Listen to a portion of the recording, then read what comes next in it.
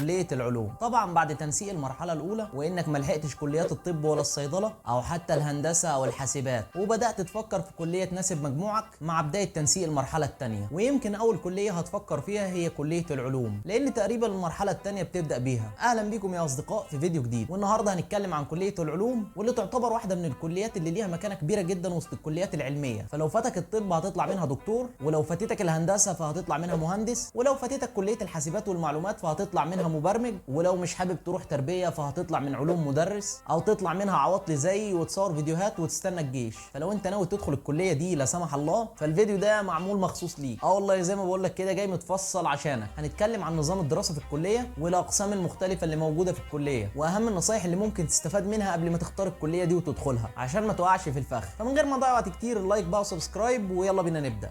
اولا وهو نظام الدراسه في الكليه. اول حاجه لازم تعرفها ان نظام الدراسه في كليه العلوم مختلف شويتين ثلاثه عن باقي الكليات. الكليه بتتكون من 4 سنين دراسيه. ما هو ايه الجديد؟ طب ما كل الكليات كده. اتقل، ما هو ده مش الفيصل في الموضوع. وكل سنه فيها ترمين، يعني انت بتاخد 8 ترمات في الكليه. ولكن في السنه الاولى ليك في الكليه هيقابلك 3 اقسام اساسيه: قسم البيولوجي وقسم العلوم الطبيعيه وقسم الجيولوجيا. وفي الغالب التشعيب بيتم حسب درجتك في الثانويه العامه، بالاضافه لدرجه مواد زي الاحياء والكيمياء والفيزياء. يعني مثلا لو انت حابب تدخل قسم البيولوجي فهيبصوا اول حاجه على مجموعك، وبعدها هيبصوا على مجموعك في ماده الاحياء، او يبصوا على الاحياء والكيمياء مع بعض. وبعد ما بيتم تشعيبك وتدخل واحد من الاقسام دي، فتبدا في السنه الاولى تاخد مواد اساسيه زي الرياضه والكيمياء والفيزياء والحاسب الالي. وغالبا المواد دي مشتركه في كل الاقسام الثلاثه، ولكن طبعا كل قسم بيفرق عن الثاني في ماده او مادتين معينين، خاصه في سنه اولى. يعني مثلا في قسم البيولوجي انت بتاخد اناتومي وفسيولوجي ومورفولوجي، وفي قسم العلوم الطبيعيه بتعتمد اكتر على الكيمياء والفيزياء زي الكيمياء العضويه والغير عضويه، ودول هتلاقيهم في قسم العلوم الطبيعيه. وفي قسم الجيولوجيا بتاخد الصخور وانواعها والمعادن وطبقات الارض. سنه اولى بتعتبر القاعده اللي بتبني فوقيها ال3 سنين من دراستك اللي باقيين. وبعد سنه اولى وتحديدا في سنه ثانيه بتبدا تتخصص اكتر وتختار القسم اللي يناسبك حسب المواد اللي انت حبيتها في سنه اولى. يعني لو انت مثلا في قسم العلوم الطبيعيه هيتم تشعيبك لقسم الكيمياء والفيزياء، قسم الكيمياء واللي بيهتم بكل انواع الكيمياء، وقسم الفيزياء اللي بيهتم بكل انواع الفيزياء ودراستها. ولو انت في قسم بيولوجي فهيتم تشعيبك سواء لقسم النبات او الحيوان او المايكرو. فانت برضو بتتوزع في سنه ثانيه حسب الدرجات اللي انت جبتها في سنه اولى في المواد دي. يعني لو انت حابب تدخل قسم الميكروبيولوجي فهيبصوا على تقديرك في ماده المايكرو، ولو حابب تتخصص في قسم الحيوان فاكيد هيبصوا على درجاتك في علم الانسجه. يعني ما تبقاش جايب مقبول بالعافيه في ماده الميكروبيولوجي وتقول لي لا انا عايز اتخصص ميكروبيولوجي في سنه ثانيه، ما تبقاش بجح. طيب نظام الدراسه بيعتمد على حاجتين مهمين. اولهم بيعتمد على المحاضرات واللي بتاخد فيها المحتوى النظري اللي انت بتدرسه. الدكتور بيقول لك هتحط المركب ألف على المركب ب، هيطلع لك مركب جديد بألوان مختلفة وصفات جديدة هو المركب ج. دي حاجات نظرية وكلام بينك وبينه على ورق. فتيجي تاني حاجة وهي السكاشن، ودي المعامل اللي انت بتطبق فيها الكلام النظري اللي انت لسه واخده في المحاضرات. فتبدأ تحط المركب ألف على المركب ب فيطلع لك المركب ج، فتنبهر بقى انت بالنتائج والحاجات اللي كانت مكتوبة على ورق. وكمان يحكي لك على البكتيريا اللي بتبقى موجودة على ايدك، فتروح سكشن العملي وتتفاجئ فعلا ان في بكتيريا على ايدك وبتقدر تشوفها تحت الميكروسكوب عادي. فتبدا تقول لنفسك عليا النعمه احنا ما كنا عايشين. ولكن في السكاشن لازم تكون لابس البلطو، ويا ويلك لو نسيته، الدكتوره او الدكتوره هيعكننوا عليك وعلى اللي جابوه. ثانيا الاقسام اللي انت هتقابلها في كليه العلوم. كليه العلوم بتضم عدد كبير جدا من الاقسام، وكل قسم ليه تخصصه ومجاله. فخلينا نستعرض مع بعض اهم الاقسام اللي ممكن تقابلها في اي كليه علوم في مصر. قسم الكيمياء، وده قسم ليفل الوحش. القسم ده بيهتم بدراسه المواد الكيميائيه وتفاعلاتها. فلو بتحب التجارب المعمليه وتحليل المواد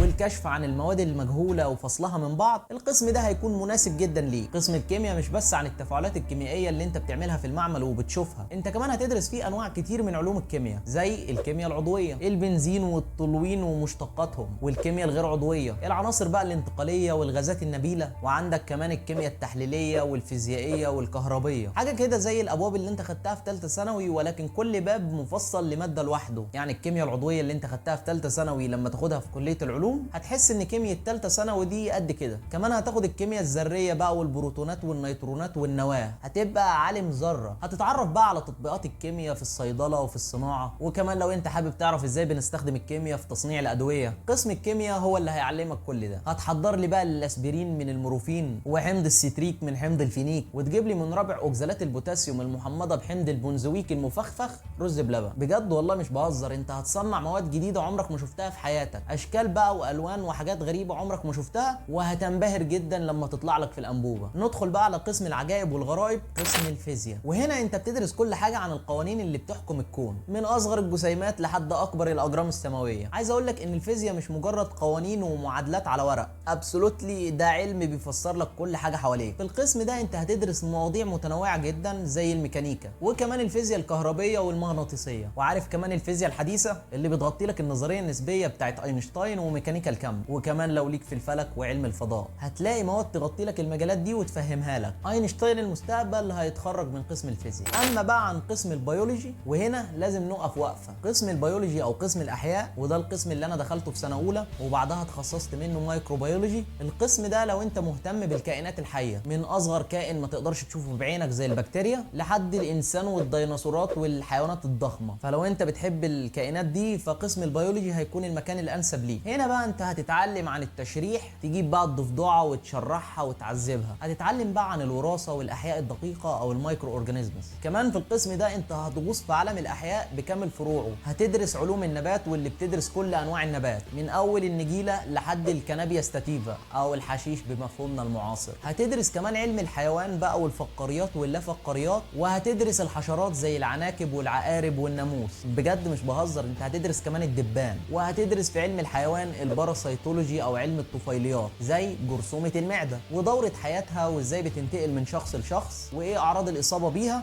وازاي نقضي عليها ونعالجها. وهتدرس كمان علم الاحياء الدقيقه او الميكروبيولوجي زي البكتيريا والفطريات والطحالب والفيروسات، كورونا بقى وفيروس سي وبي والحاجات الجامده دي واللي محدش يقدر يدرسها او ينطق اسمها غيرك، زي ستافيلوكوكس اوريوس بكتيريا او حتى اسبراجيلاس فوميجاتس، او خد بقى الاسم الاصعب اجريكتي باكتر اكتينومايسيت موكوميتانز. ده يا عزيزي عباره عن اسم بكتيريا. هتتفاجئ بقى من التصنيفات والصفات المختلفه لكل سلاله من البكتيريا، واللي هتشوفها تحت الميكروسكوب وهتفحصها وتكتب الصفات المميزه ليها. وكمان هتدخل تفرق ما بينهم في الامتحان عن طريق صفات والوان معينه. يعني عندك البكتيريا دي والبكتيريا دي نفس الشكل ونفس اللون، وانما دي سلاله ودي سلاله تانية خالص. كمان هتتعرف على علم الوراثه والجينات وعلم المولوكيولار بيولوجي، واللي بيشرحوا لنا ازاي الصفات بتتنقل من جيل للتاني او من الاباء للابناء، وازاي تستخرج الدي ان ايه المسؤول عن صفه معينه. ده غير علم الانسجه اللي بيعرفك على كل انواع الانسجه في جسمك، وعلم المناعه اللي بيدرسك كل انواع الامراض المناعيه ومكونات جهازك المناعي بكل تفاصيله. وما ننساش طبعا الايكولوجي واللي بيهتم بالعلاقات ما بين الكائنات الحيه وازاي بتعيش في البيئه وتتكيف مع الظروف المحيطه بيها، وعلاقه الكائنات ببعض وازاي بيفترسوا بعض. وبكده قسم البيولوجي بكل فروعه زي الحيوان والنبات والمايكرو اخدوا حقهم وزياده. ويلا نتكلم عن باقي الاقسام. قسم الجيولوجيا، بعد الغاء ماده الجيولوجيا في الثانويه العامه الطلبه مش هتبقى حابه تدخل قسم الجيو، وكمان الاجيال الجايه مش هتبقى عارفه يعني ايه جيولوجيا اصلا. بس لو انت بتحب الطبيعه والصخور والمعادن، الهيماتايت بقى والمجناطايت والحاجات دي، وتاريخ كل طبقه من طبقات الارض، قسم الجيولوجيا هيفتح لك ابواب كتيره في المجالات دي. الجيولوجيا باختصار هي علم دراسه الارض، فانت هتدرس في القسم ده الارض ومكوناتها. هتدرس بقى الزلازل والبراكين والتسونامي والظواهر الطبيعيه المختلفه، وكمان تاريخ الارض عبر العصور المختلفه. وكمان هتعرف اكتر عن العصر الكربوني والديفوني والاردوفيشي والليفاندوسكي. وهتتعلم ازاي تقرا الخرائط الجيولوجيه صح، وتدرس الصخور والمعادن بخصائصها المختلفه. ده غير انه بيفتح لك مجال كبير جدا في التنقيب عن البترول واستخراج المعادن، وشغل بقى زي مصانع البترول والاسمنت وكمان شركات البترول. يعني دول الخليج ترحب بيك بعد ما تتخرج من القسم ده. بالاضافه طبعا للاقسام دي في اقسام تانية زي قسم الرياضيات، واللي بيهتم بدراسه كل انواع الرياضيات من اول الجبر مرورا بالتفاضل والتكامل. برغم ان القسم ده بيدخله عدد قليل جدا من الناس، بس فرصتك انك تتعين وتبقى معيد فيه بتكون اسهل بسبب قله الناس اللي بتدخله، المنافسه بتكون اقل. واخيرا قسم علوم الحاسب او الكمبيوتر ساينس، وده القسم اللي بيركز لك على البرمجه ولغاتها المختلفه زي بقى الجافا والبايثون وغيره، وهياكل البيانات المختلفه اللي ممكن يأهلك تبقى مبرمج زي رامي مالك في مستر روبوت، ويشغلك بقى في الاي اي وفي البرمجه، او حتى تطلع مهندس كمبيوتر. وطبعا الكليه مش بتتوقف بس على الاقسام دي، انت عندك اقسام تانية كتير زي الكيمياء الحيويه، وعندك اقسام زي البايوتكنولوجي، وكمان عندك الاقسام المزدوجه زي المايكرو والكيمياء او الجيوفيزياء او الجيوكيمياء او النبات والمايكرو. الاقسام دي بتدرس فيها كورسات مزدوجه، مواد من قسم المايكرو ومواد من قسم الكيمياء مثلا. وكل قسم في كليه العلوم ليه المميزات والعيوب بتاعته، وانت طبعا حسب ميولك من سنه اولى بتختار القسم اللي انت حابب تكمل فيه. وطبعا كليه العلوم بتفتح لك مجالات كتير في سوق العمل، سواء كنت عايز تشتغل في البحث العلمي او التدريس او مجال التحاليل التحاليل الطبيه وتفتح معملك الخاص، او حتى في الشركات اللي بتحتاج تكون عندك خلفيه علميه كبيره عن مجال معين، زي مثلا شركات الادويه والبترول والاسمده وشركات الميه والاغذيه والصناعات المختلفه. كليه العلوم مش وحشه نهائي، بل بالعكس ممكن تكون من الكليات المميزه جدا في مصر وفي العالم كله. ولكن شغلانات كليه العلوم ومسماها الوظيفي صعب تحديدها، لانه ببساطه انت بتدرس كل انواع العلوم.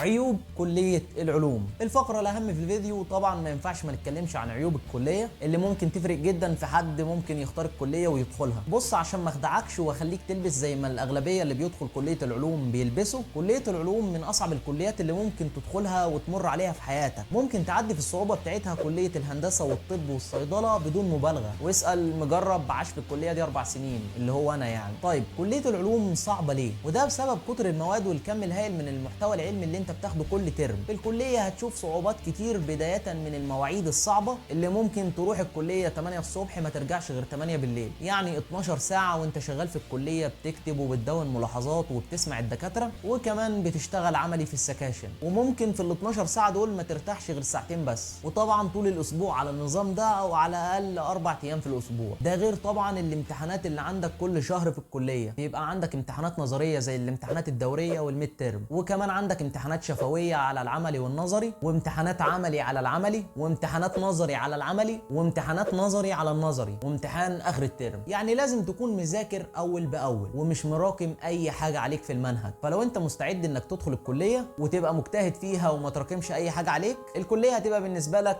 سهلة جدا. انما بقى لو راكمت وزنقت نفسك، هتلاقي الكلية دي بقت اصعب كلية دخلتها في حياتك. ولكن خليني اقول لك ان الصعوبة اللي هتواجهها في الكلية هتوازنها حاجة تانية، وهي الامتحانات. خلينا نتكلم بصراحة واقول لك ان الدكاترة اللي بتحط الامتحانات مش كرييتيف قوي الصراحة، عشان معظم الامتحانات اللي بتتحط في كلية العلوم بتكون مكررة من السنين اللي فاتت بنفس النص ونفس الاجابات ونفس الترتيب، وده بيساعد الناس اللي هي ما فتحتش المادة نهائي انها تنجح. وكمان ممكن تطلع بتقدير بمذاكرة بس ساعتين 3 قبل الامتحان، وده بكل بساطة لان الامتحانات MCQ او مالتي تشويس كويشنز، اللي هو الاختيار من متعدد. فموضوع الاختياري ده اسهل من المقالي كتير. ولكن الدكتور لو كان كرييتيف ومش بيكرر الامتحانات، يا ويلك وسواد ليلك، ومش هيعدي من مادته غير الشديد القوي اللي بيذاكر على طول وبيدح طول الترم. احسن حاجة ليك انك تكون عارف قدرة نفسك قبل ما تدخل الكلية، لانك لو مش هتستحمل الضغط النفسي والجسدي اللي هتعمله لك الكلية فما تدخلهاش احسن. اتمنى تكونوا استفدتوا من الفيديو، ولو عندكم اي سؤال او استفسار ممكن تسيبوه في الكومنتات تحت، وما تنسوش تعملوا لايك للفيديو ده عشان يوصل لاكبر عدد من الناس، وتعملوا شير لو عارفين حد عايز يدخل كلية العلوم فالفيديو ده هيفيده. وعايزين نكبر القناة عشان نوصل ل 4000 مشترك، وتعالوا على الانستا والفيس عشان نبقى اصحاب. والى لقاء اخر في فيديو جديد.